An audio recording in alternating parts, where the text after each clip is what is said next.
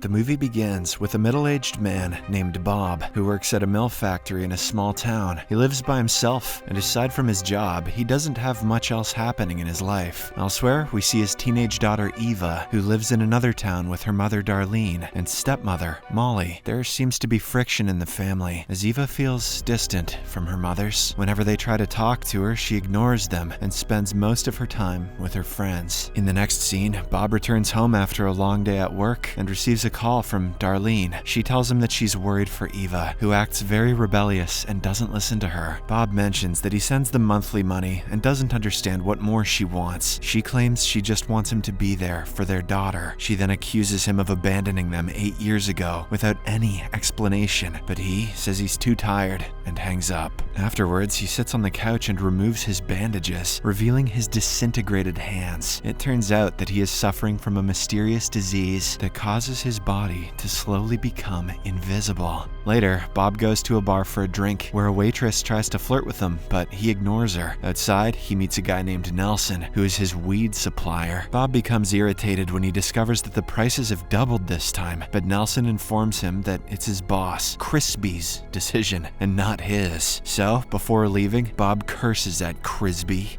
and asks Nelson to pass on the message. The following day, Bob is at work as usual, but he begins to replay Darlene's words in his mind. He eventually can't bear the weight of his thoughts and quits his work on the spot. That evening, he packs his things and drives off in his truck to see his daughter, whom he has not seen in a long time. But on the way, Bob begins to feel a lot of pain, which leads to an accident. Since he doesn't have many friends, he calls Nelson, asking him to come quickly for help.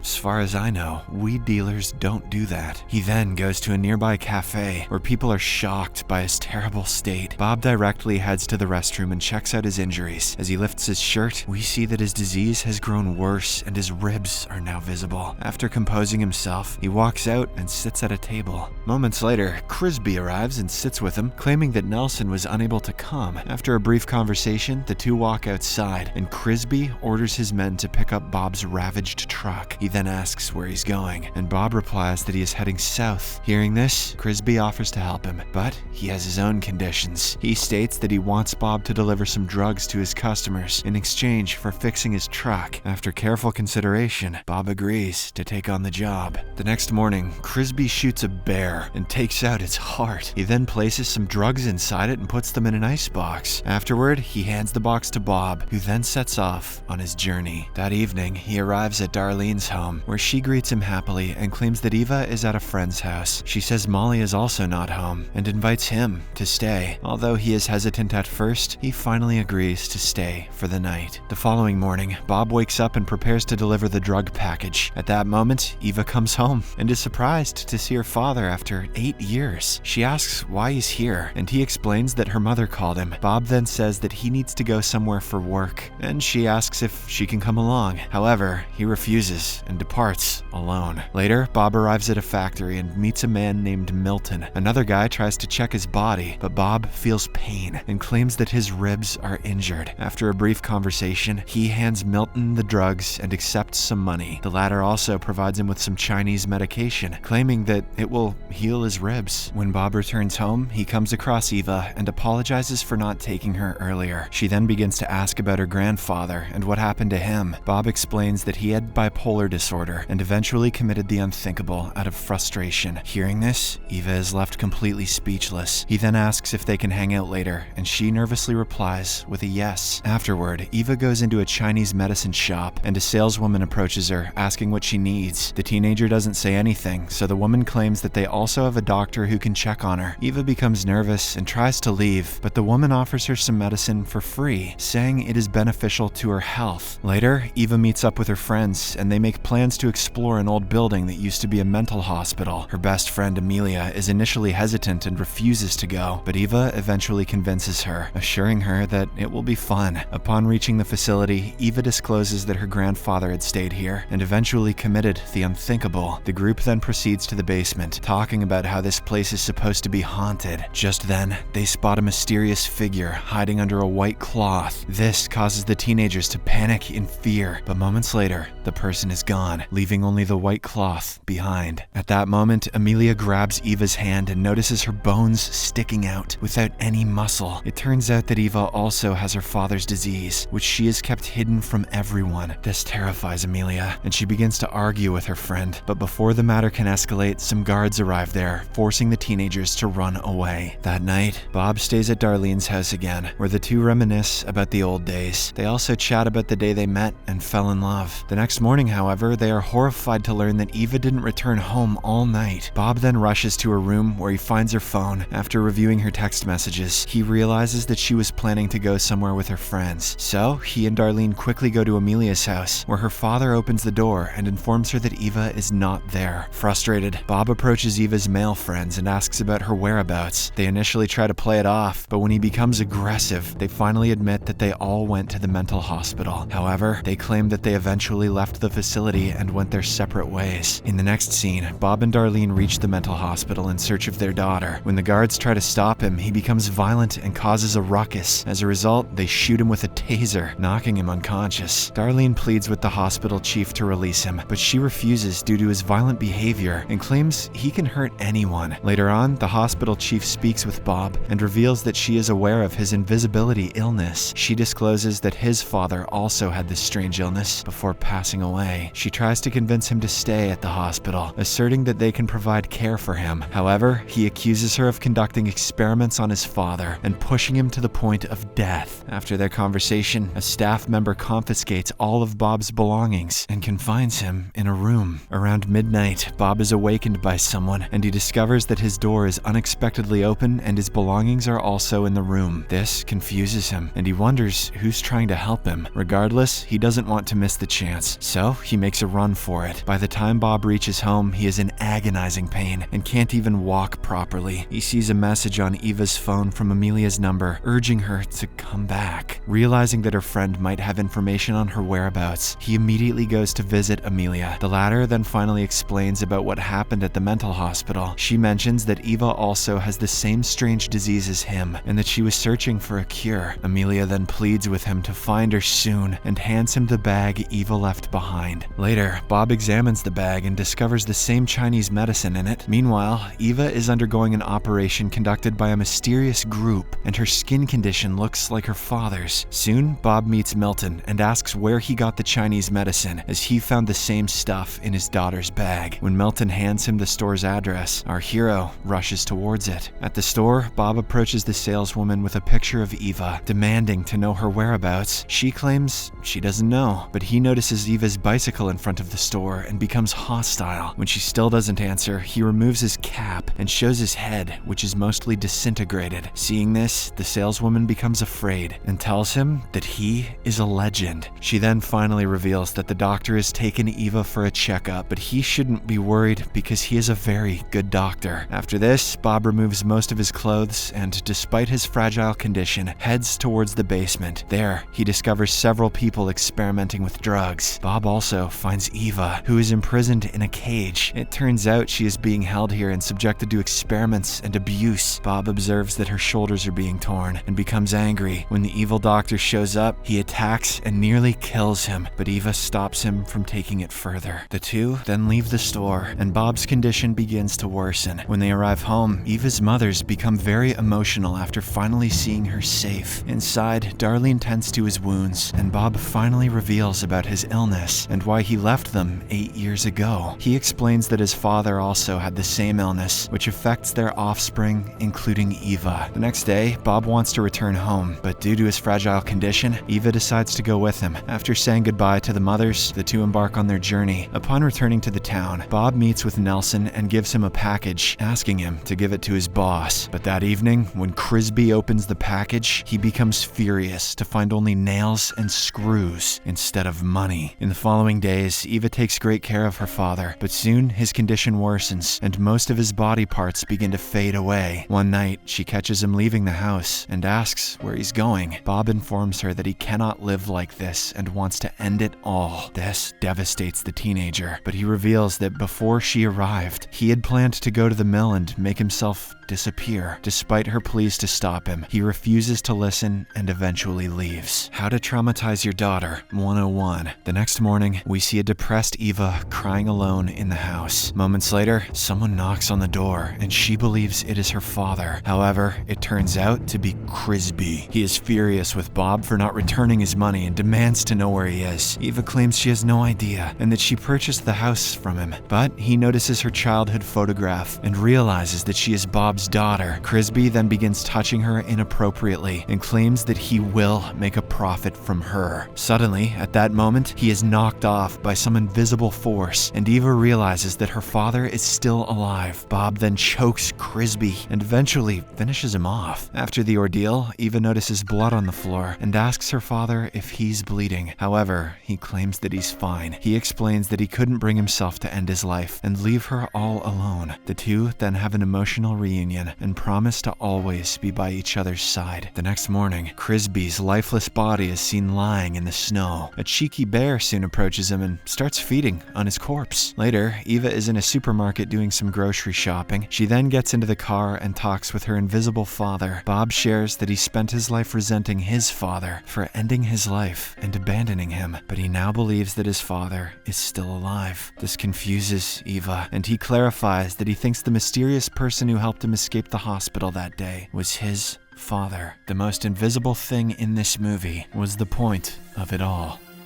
Subscribe for more videos like this, turn on notifications, and leave a like to help the channel out. Thank you for watching.